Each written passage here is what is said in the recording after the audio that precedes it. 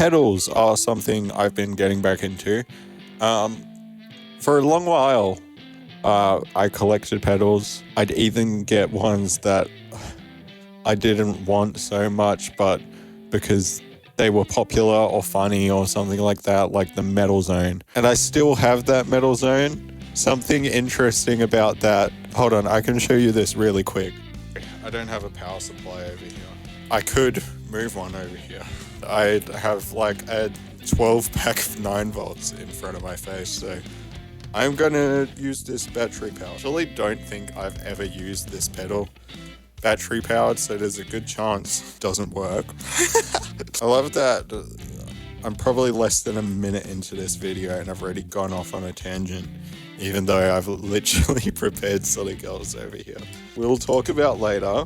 I just want to talk about this because this is weird. My Metal Zone sounds different to everybody else's Metal Zone. I've never looked inside it.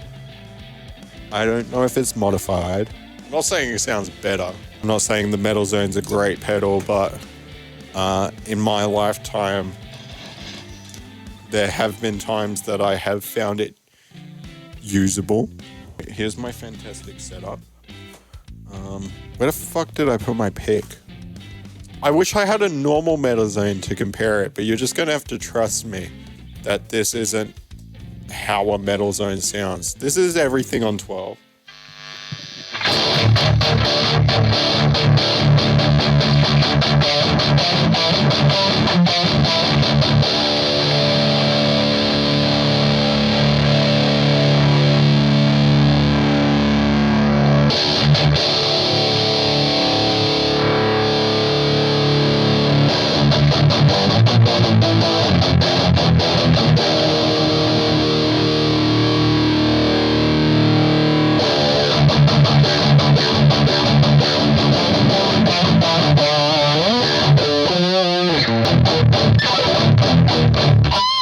Yeah, I don't know. I can't even see what the settings are right now, but it sounds pretty good to me. Full gain. This is what the Metal Zone was meant to do.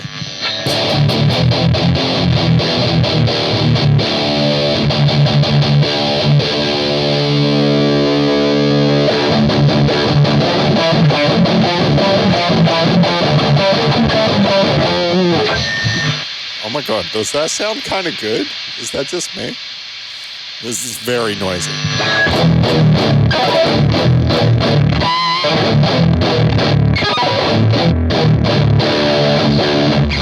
Anyway, just have to trust me on that one. I don't even know why I did that because I can't prove to you that it sounds different.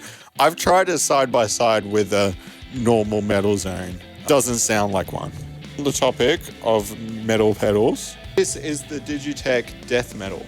Probably not as controversial as the Metal Zone, but definitely more disliked. Here we go. Let's listen.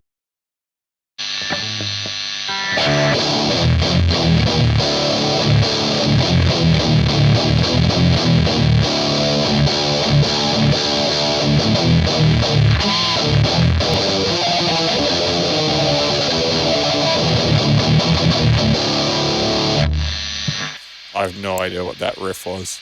See if we can make it usable, and then we'll talk more about why I'm talking about it.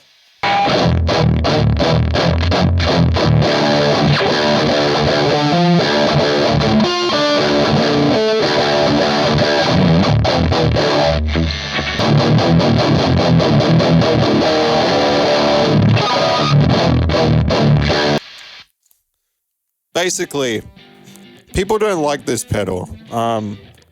You can get like a decent tone out of it in a vacuum.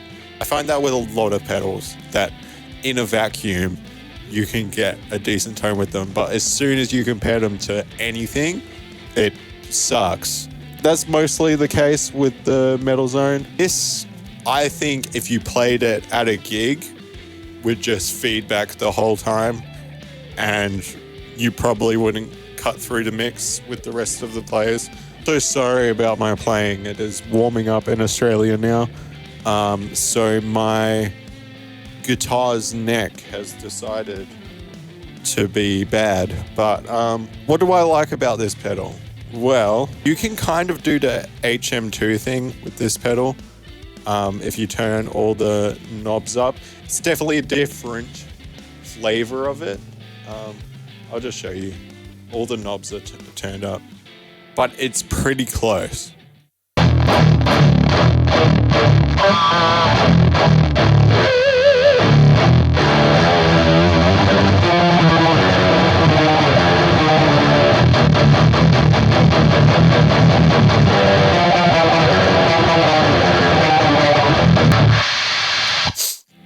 Now, it definitely wasn't made to do that. Otherwise, you would have had something like what I use for the HM2 tone, which is this, the TC Electronic iMaster, where it is just constantly in that sound. You can just reduce the level and gain. You still have to max out all of the knobs on this like you have to on the HM2. For fun, even though my metal zone is possibly modified, I just want to see what this does if I do that.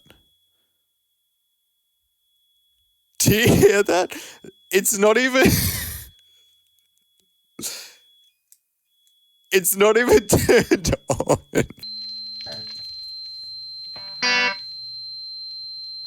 Why does it oscillate when it's not turned on? Pretty weird. Alright, I've maxed out all the knobs. I'm not going to do that anymore. Just trust me. I'm scared because if it sounds like that when it's off...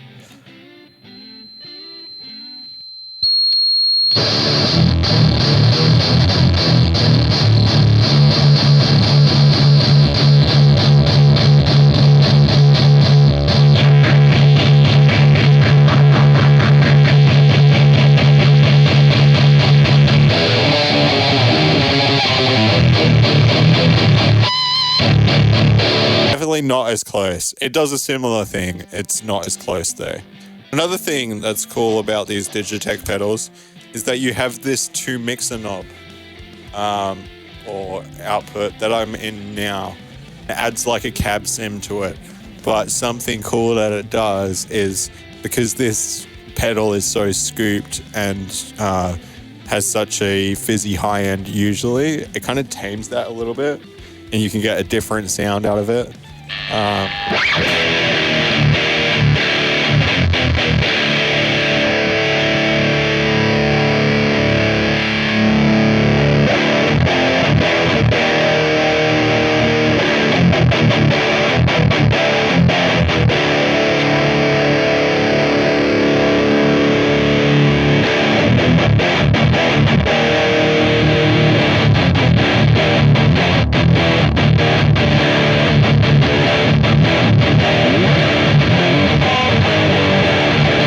To 9s.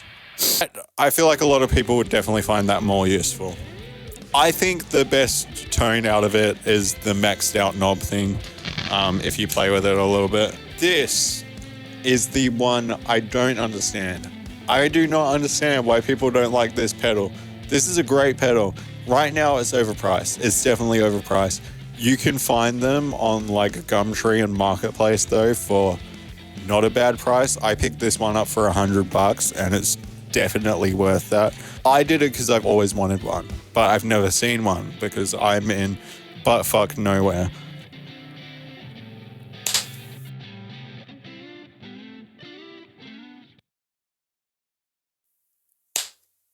Alright, I'm not putting it up there anymore. I'm going to be dancing around now because technical difficulties, but it wouldn't be one of my videos if that wasn't the case. I've recorded 2 of these videos and I've had major technical difficulties both times. Apart from my extremely loud cable, this is my clean tone.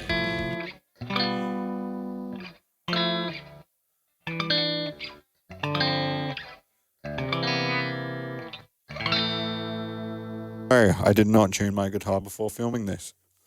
And I'm not going to. I don't give a shit. Okay. This is the Bad Monkey. Everything on 12.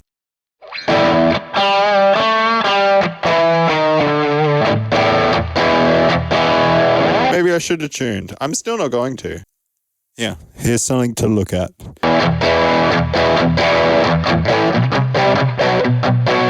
So obviously, that sounds great.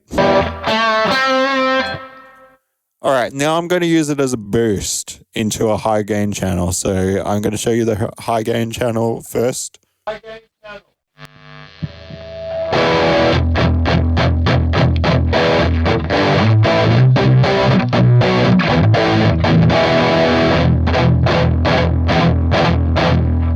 Honestly, the Marshall DSL is pretty tight anyway, but this is with gain on 0, level on max, but both of the tone controls at 12.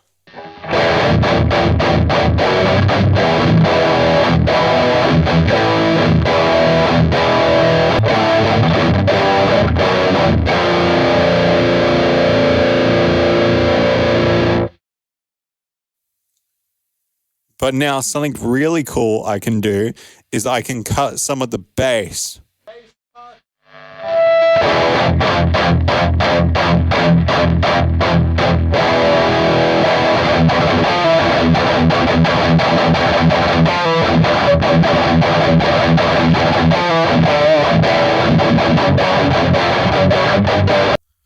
Obviously a great pedal.